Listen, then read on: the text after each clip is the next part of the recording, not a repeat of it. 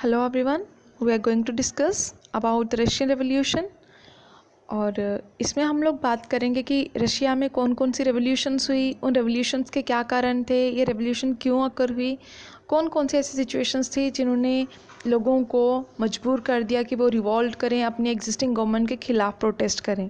ठीक है, तो यूरोपियन स्टेट्स जो थी वो बहुत ही कम मतलब इंडस्ट्रियलाइज्ड थी, मतलब बहुत ही कम नेशंस थे जिन्होंने इंडस्ट्रीज़ को ऑन करा था। सिचुएशन जो थी वो रिवाइज हो रही थी और रिवर्स हो रही, दैट मीन्स कि वो रिवाइव होती जा रही थी। जैसे आप लोग को पता है हर एक सिचुएशन जो है वो रिवाइव होती है according to time and situation.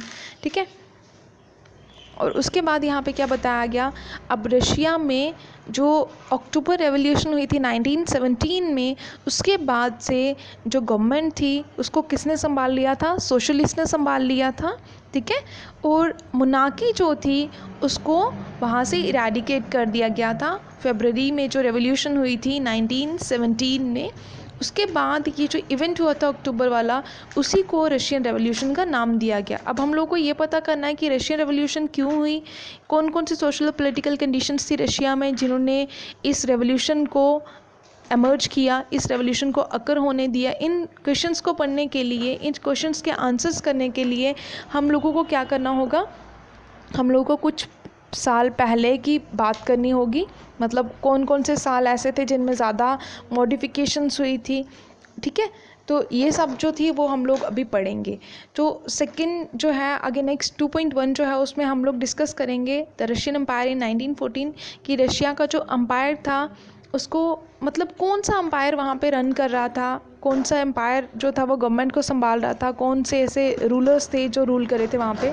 तो अगर हम लोग बात करें 1914 की, तो 1914 में जो शाह निकोलस सेकंड थे वो रशिया में रूल कर रहे थे। उनने अपना एम्पायर जो था उसको वहाँ पे इस्टेब्लिश करा था, वही रूल कर रहे थे वहाँ पे। तो उन्होंने क्या करना शुरू किया, जैसा कि आप लोग को अच्छी तरह से पता है कि मोस्टली जितने भी रूलर्स होते हैं वो क्या करते हैं, अपनी अराउंड जितने भी उनके सराउंडिंग में टेरिटरीज आती हैं उनको अपने एरिया में इंक्लूड करने की कोशिश करते हैं। तो सेम निकोलस सेकंड जो थे वो भी ऐसे ही कर रहे थे। उनने मॉस्को को रशियन एम्पायर में इंक्लूड करना शुरू कर दिया, जिसमें रशिया मतलब जो रशियन एम्पायर था शाह निकोलस का, तो उसमें उन्होंने कौन कौन सी टेरिटरीज़ को इंक्लूड करना शुरू कर दिया जिनको करंटली फिनलैंड कहा जाता है, लिटेविया कहा जाता है, लिथुआनिया हो गया, इस्टोनिया हो गया, कुछ पोलैंड के पार्ट्स भी थे, यूक्रेन हो गया, बेलारूस हो गया। इन सभी नेशंस को उन्होंने अपने साथ में मिलाना शुरू कर दिया।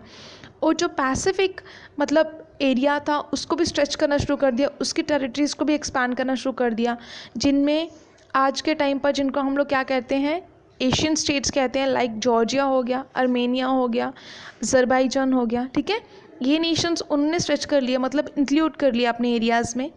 और मेजॉरिटी जो थी रशिया में वो कौन से रिलीजन की मेजॉरिटी थी, क्रिश्चियनिटी की। ऑर्थोडॉक्स क्रिश्चियनिटी हो गई जो कि बढ़ती जा रही थी। जैसे कौन से लोग बढ़ते जा रहे थे, ग्रीक ऑर्थोडॉक्स चर्च के लोग जो थे उनके भी वो भी इंक्रीज़ होते जा रहे थे। लेकिन ये जो एम्पायर था, रशियन एम्पायर था, उसमें अलग अलग रिलीजन्स जो थे वो एग्जिस्ट करते थे, लाइक कैथोलिक्स हो गए, प्रोटेस्टेंट्स हो गए, मुस्लिम्स और बुद्धिस्ट हो गए। ठीक है, आई होप आप लोगों को समझ में आया होगा। Thanks for listening and may God bless you all.